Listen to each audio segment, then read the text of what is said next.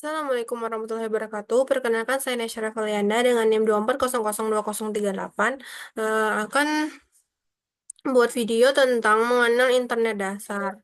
Nah, dalam internet dasar itu, pengenalan internet dasar itu terdapat beberapa komponen. Yang pertama yaitu sejarah internet, lalu fungsi internet, mengenal browser internet, penyimpanan awan atau cloud storage, lalu Google Drive, lalu internet dengan LAN dan wireless. Nah, yang pertama yaitu sejarah internet. Nah, internet itu pertama kali dicetuskan pada tahun 1969. Pada Oktober 1969, para peneliti di Universitas California de Los Angeles atau disingkat USLA sedang berupaya untuk mengirimkan data dari suatu komputer ke komputer yang lainnya. Para peneliti tersebut ingin mencoba mengirimkan tiga huruf dengan bunyi LOG ke komputer kedua dalam bentuk kode binar. Sementara itu, komputer kedua nanti akan menambahkan dua huruf lagi dalam bentuk yang sama sehingga menjadi LOGAN atau login. Nah, kesuksesan pengiriman data yang dilakukan pada penelitian tersebut telah berhasil melahirkan sebuah proyek yang diberi nama Advanced Research Project Agency Network atau disingkat ARPANET. ARPANET ini sendiri akan dikembangkan dan ditujukan untuk keperluan Departemen Pertahanan Amerika Serikat. Nah, yang kedua yaitu 1971 ini eh, lahirnya surat elektronik pertama. Pada tahun 1971, Amerika Serikat yang bernama Ray Tomlinson untuk kali pertama mengirimkan surat elektronik menggunakan ARPANET. Berkat pengiriman surat elektronik pertama tersebut, dicetuskanlah penggunaan simbol seperti di depan Gmail dalam alamat surat hingga sekarang. Simbol ini sebenarnya digunakan untuk melakukan pemisahan antara nama pengguna dengan jaringan yang sedang digunakan. Nah, pada tahun 1983 itu lahirlah komunikasi antar jaringan. Sebelumnya berkomunikasi satu sama lain dalam satu jaringan perlu semacam protokol dengan wujud rangkaian tahapan yang ditentukan oleh pengaturan komunikasi dan tepat pada tahun 1970, Robert Kahn bersama Vinton Cerf mencoba mengembangkan TCP atau AP, Transmission Control Protocol atau Internet Protocol. Ini sendiri akan sangat memungkinkan dalam melakukan pertukaran data tertentu.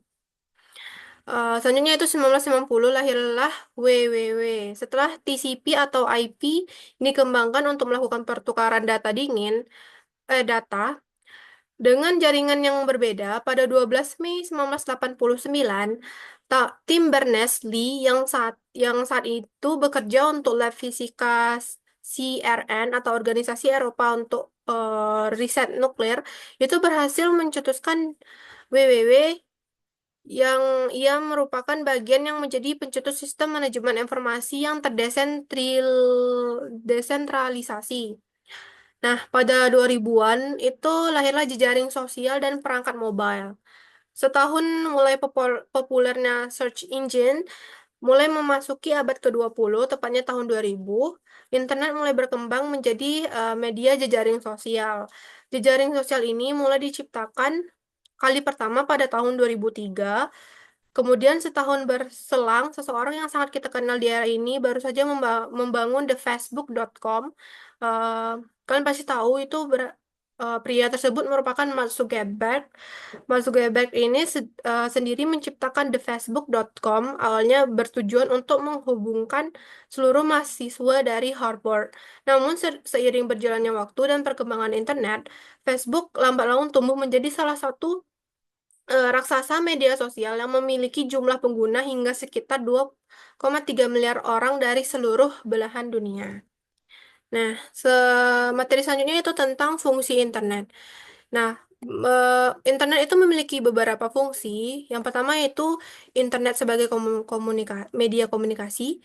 Yang kedua, internet sebagai salah satu tempat untuk mengakses informasi. Yang ketiga, internet sebagai tempat berbagai sumber daya atau data. Dan yang terakhir yaitu internet sebagai tempat menyiarkan dan mengakses secara langsung baik itu berita dan bertukar data dengan pengguna internet di seluruh dunia. Nah, Materi selanjutnya yaitu tentang mengenal browser internet. Browser atau web browser adalah aplikasi perangkat lunak yang digunakan untuk mengakses World Wide atau web yang lebih dikenal oleh semua orang sebagai internet. Nah, ini adalah jembatan antarmuka yang menghubungkan antara kita dan informasi yang tersedia di website. Fungsi utama dari browser internet itu yaitu untuk mengambil informasi dan World Wide Web dan membuatnya tersedia untuk pengguna. Lalu mengirim permintaan dan mengambil data dari server, menyediakan fasilitas navigasi bagi pengguna, caching data, dan memberikan metode yang aman untuk mengakses konten melalui internet. Materi selanjutnya yaitu tentang penyimpanan awan atau cloud storage. Penyimpanan awan adalah model layanan di mana data ditransmisikan dan disimpan pada sistem jarak jauh. Nah, data tersebut akan dipelihara, dikelola, dicadangkan, dan disediakan untuk penggunaan melalui jaringan internet.